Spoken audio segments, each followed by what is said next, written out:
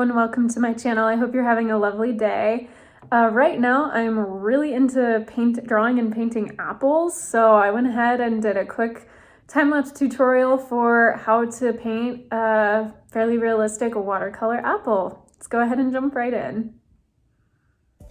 For this painting I decided to use my calligraphy brush because I wanted something that could come to a nice point, but also kind of spread and cover larger areas at one time.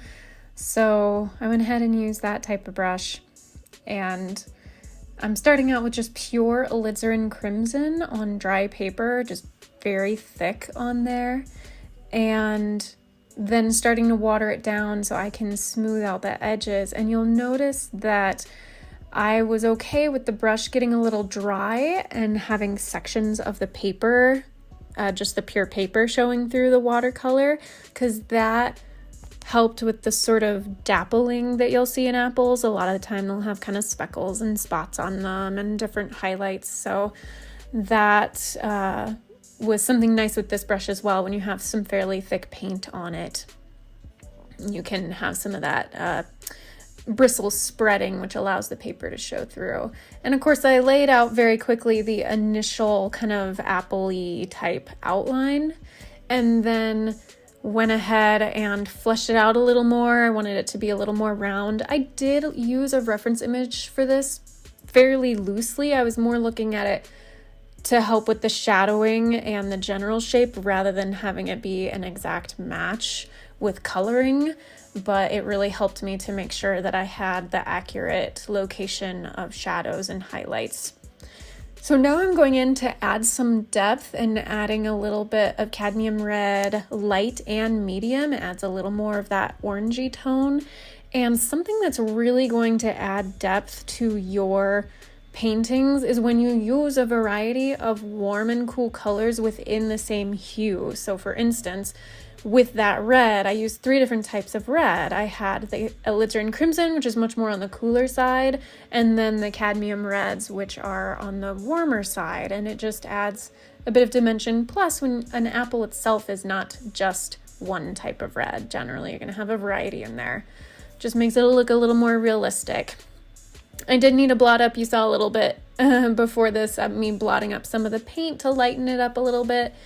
And again, just to add back in some of those highlights, I try to maintain them as best I can, but every once in a while you need to use a clean wet brush to sort of dab up the paint, and then you can go in with a clean cloth and blot it up.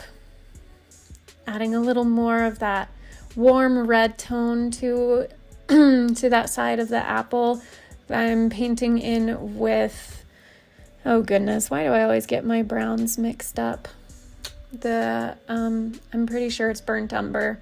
It's just that middle of the road type brown for the little shadowing where the stem will go. Adding a little bit of green, sap green in there. The reference image has more yellow in the apple, but I wanted to go more towards the red kind of green side. Adding a stem, again, that's the burnt umber. And making sure that I started with that very thin line on the left side, because that's where the shadow goes, and then just kind of filling in some of those details, not filling in the details so much, but gently laying in the paint and going over the top of that behind layer and lifting some of the parts of the apple out so the stem looks like it's in front of the back portion of the apple. I did mix up a green. Now on the reference image there was not a leaf, I just had artistic license and wanted to add one. So it's not very accurate because it was just straight out of my head, and so take that as you will. I just was kind of plotting things in very loosely and realized, nah, it's not necessarily accurate or realistic, but hey, it was kind of fun to add just a little, that touch of green with the contrast of the red. I really enjoy contrasting complementary colors. So with that green, I mixed up some sap green, a bit of hooker's green, which is that very deep, almost kind of foresty green on the cool side, and then I did add a little bit of the burnt umber brown in there to tone it down a bit.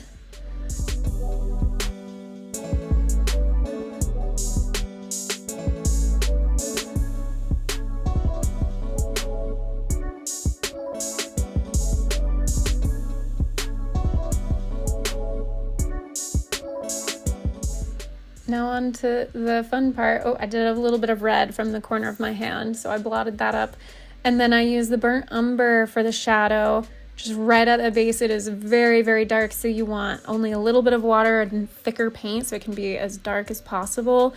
I do ultimately add some black in a little bit as well, but then rinsing out the brush and wetting the edges of that so it flows into a more smooth shadow. And if you go look at the reference photo the reference photo is linked in the description. It's from unsplash.com. But you can see that the shadow on a white surface of an apple, it has kind of several different placements of the shadow. So you have your initial cast shadow right underneath, which is darkest. And then you have almost the sort of reflective shadow, which is what I'm doing right now. It has just the very lightest hint of red. And then those other secondary shadows that just depending on the angle of the light and where it's coming from, if you have multiple light sources, you may have multiple shadows. So I'm adding a little bit of black in there because those shadows are a little more gray. They're not as warm because they're not as close to the apple. That shadow right underneath is a little warmer because that apple is red and reflected on a white surface. It's gonna look kind of more of that warm brown red type color.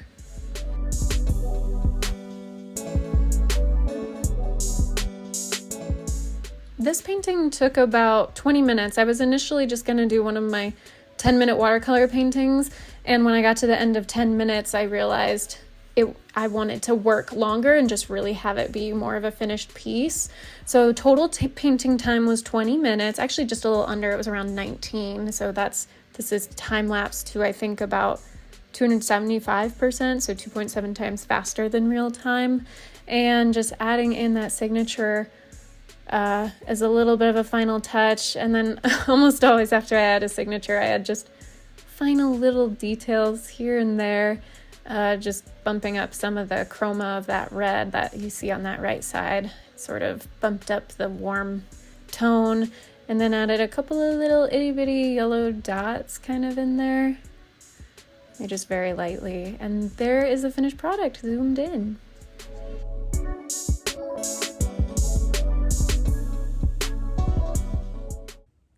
Thank you so much for watching. I hope you enjoyed that. If you did, give it a thumbs up. Go ahead and subscribe to my channel if you haven't already. Until my next video, be kind to yourself, be kind to others. God bless, and I'll see you soon.